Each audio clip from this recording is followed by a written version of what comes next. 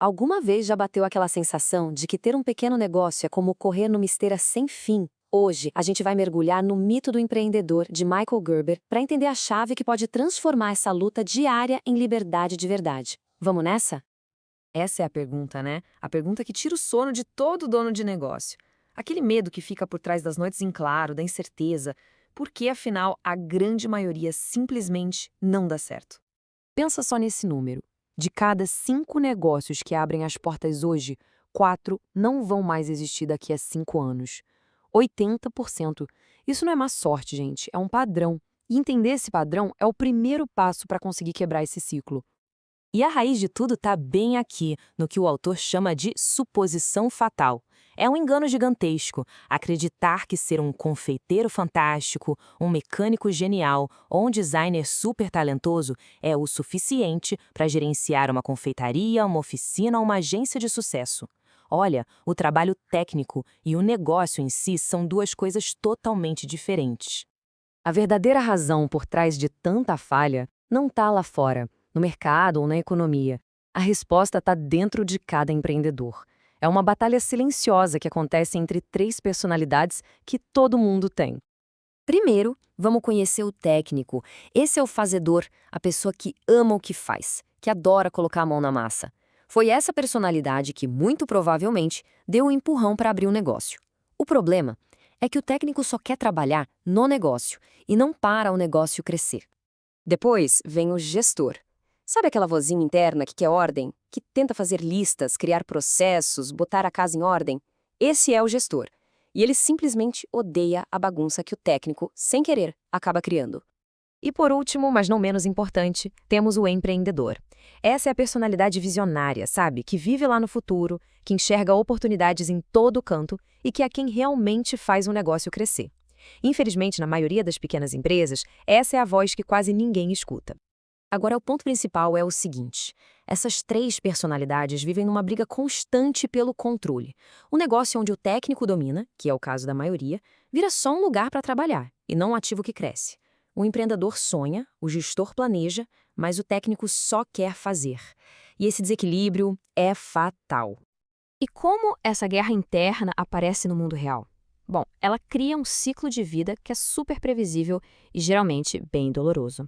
E é isso que explica por que tantos negócios quebram. Todo negócio começa na infância. Aquela fase em que o dono é a empresa inteira. Quando o trabalho vira uma loucura, ele entra na fase da adolescência, que é caótica. A pessoa contrata gente, mas não sabe delegar, só larga as tarefas. A maioria dos negócios fica presa aí, nesse limbo, sem nunca chegar na tal da maturidade. Essa frase é forte, né? Mas resume perfeitamente a armadilha. O técnico abre um negócio para se livrar do chefe, mas acaba virando o próprio chefe, só que é um chefe muito pior, que trabalha muito mais, por menos dinheiro e sem liberdade nenhuma. Então, como é que se escapa dessa armadilha? A resposta não é trabalhar mais e mais, é pensar de um jeito diferente. É uma verdadeira revolução na forma de enxergar e construir um negócio. E aqui está a grande virada de chave. O Ray Kroc do McDonald's não vendeu bilhões de hambúrgueres, ele vendeu o sistema McDonald's. O produto de verdade não era o sanduíche, era a máquina de fazer dinheiro, o negócio em si, que funcionava sempre do mesmo jeito, de forma previsível. E os números não mentem. Eles comprovam o poder disso. Enquanto mais de 80% dos negócios independentes fecham, menos de 25% das franquias, que são baseadas em sistemas, vão à falência no mesmo período. A diferença não está no produto, gente. Está na existência de um sistema que já foi testado e aprovado. A solução, então, é adotar essa mentalidade. É construir o próprio negócio, desde o dia 1, como se ele fosse um protótipo.